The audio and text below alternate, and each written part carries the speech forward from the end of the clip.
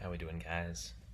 Excited to be wrapping up this final week of the challenge and want to make sure you guys are set up for success. We're going to keep the chats going around transitioning with the focus today on environmental setup. And so let's dive in. We're going to cover kind of some of the key areas in your environment you can control. This applies during challenge, after challenge, really in general, if you're trying to pursue a nutrition habit. So, I want to talk first about strategic food placement and accessibility. So, keeping healthy foods around can actually make a really big difference. If you've done it, if you maybe have a job that's busy and requires you to do this. But for me, it's keeping, the snacks in the backpack for when I travel. Working from home, I'm a little spoiled. I know some of us have this where we can just pull stuff out of the fridge whenever we need it. But when I travel, I definitely make sure, and I'm always kind of scouting out when I go somewhere, am I going to have the things around me that I need to eat, with an emphasis usually on protein. It's usually a little bit easier to scrounge up carbs and fat. It sometimes is harder to get a good quality source of protein. So I always kind of optimize for that. I love Epic bars are kind of one of my favorite go-tos. And grab some of those venison bars and keep those in the backpack at all times, usually with a packet of athletic greens and maybe some whey protein. I'm going to focus a little bit on tying some of James Clear's concepts from Atomic Habits into this, just because I think those concepts are really key and effective for establishing these new habits you might be doing for the first time. So this is all around making the cues of good habits obvious, make things easy, make them accessible, set yourself up for success. So talking a little bit about meal prepping, I imagine some people tried meal prepping for maybe the first time during this challenge. Maybe you didn't meal prep at all during this. Maybe you already meal prepped and now you do it with some new flair. Meal prepping for me is both a nutrition strategy and really just an overall life and time saving strategy. It eliminates decision fatigue, which means I'm able to make better choices. I'm able to spend more time focused on other things because I'm not always figuring out what my next meal is going to be. And so picking kind of a couple meals that I'm going to have, usually it's figuring out what my lunches and dinners are going to be for the week, cooking sufficient protein, veggies, and carbs to support those, and then making sure I have healthy fats on hand in terms of oils, avocados, nuts, nut butters is always kind of my key thing with meal prepping. I want to touch a little bit on balancing consistency and variety. I actually think it can be really good to eat the same thing often. Your body gets used to it. You know how you're going to perform, you know how you're going to feel.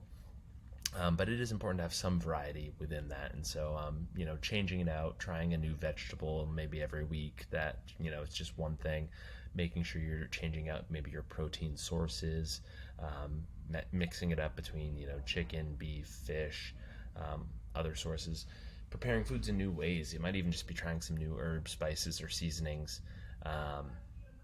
It'll keep things a little bit more exciting unless you're someone who, again, really likes eating the same thing all the time. Just making sure that you're not creating any nutritional gaps or deficiencies. And again, making the good habits easy. If you have the meal prepped foods around and ready to go, you're going to make better choices more of the time. And again, we're always shooting for just that 80%. It's not about being perfect. It's not about eating only the right things on the list for the challenge all the time. It's about having a healthy balance and knowing that you are meeting your protein goals. You're not over consuming sugar, that you're eating healthy fats that support a healthy inflammatory balance. Creating a supportive social environment. I think some people really struggle with this one and some people do totally fine on this one.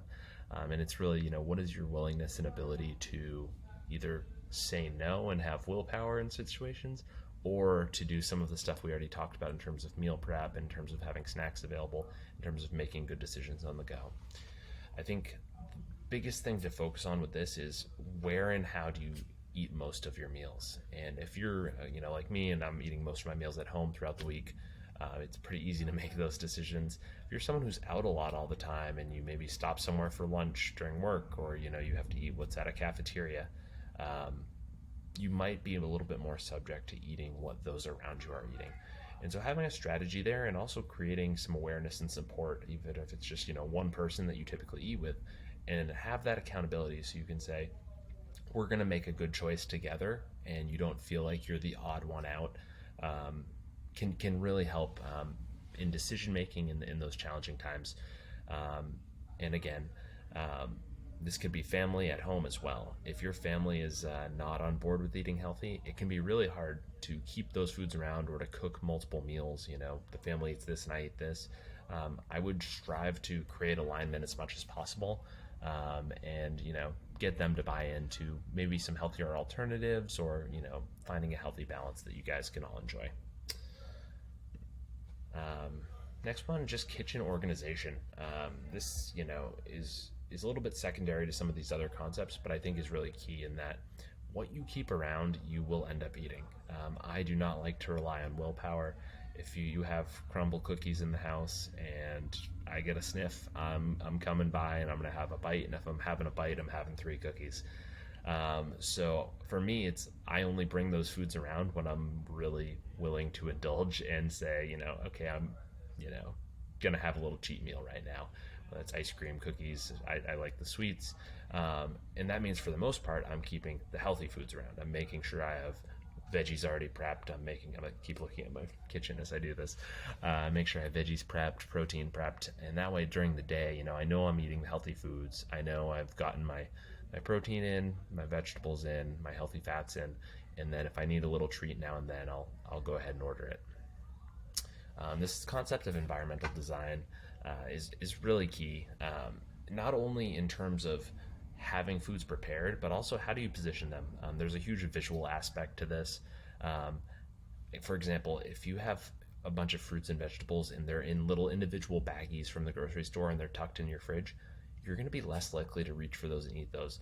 So one thing that I do in my meal prepping is, even with things that are more ready to eat, like fruits, I'm making sure that they're already washed, rinsed off in the sink, and then put in a nice bowl on the counter so that it's easy for me to walk by and say, I'm going to grab one of these. Same with veggies, doing all like the washing and the cutting and the prepping at the beginning of the week, so that way when I'm tired on a Wednesday night, I can just grab a handful and drop them in a salad. I'm not worrying about, I don't want to rinse them and cut them and prep them, and then I end up eating something that's maybe less good for me because it was easy to make. And last thing, continuous education and inspiration. I think continuing to be a student of what you need to eat, what your body wants, and really owning your own nutrition journey and overall health and wellness journey is important. No one is going to do it for you. You have resources available to you, you have a support system around you, but at the end of the day, you're going to be the only one who prioritizes your health. And so be a person who does that. Be a person who consumes, who learns, who listens to and has role models in this area, right? Have people you follow. I'm sure social media is a great option for this. There's, I imagine, tons of great accounts. I'm not a big social media guy, but for me, I'm always, looking at YouTube videos around fitness, around wellness, and listening to podcasts in the space, just trying to keep my knowledge refreshed. And I never stop learning, and always pick up new things, and sometimes just get reminded of things. And I'm like, I remember learning that in college, and probably be a good thing for me to focus on again. So finding some resources that you resonate with and people that you can look up to and follow along with, I think is really key for having success in an ongoing fashion. So guys, action of the day. I want to know which environmental factor will be most important for you to maintain for your healthy habits moving forward. I want you to share what that is and why it's important to you. So some people might care more about the community aspect and having social support. For some people it might be meal prepping. For others it might be having snacks and foods accessible and stashed and handy in places like our backpack and locker and on the go, right? So let me know. I can't wait to hear it, guys. Let's bring it home strong.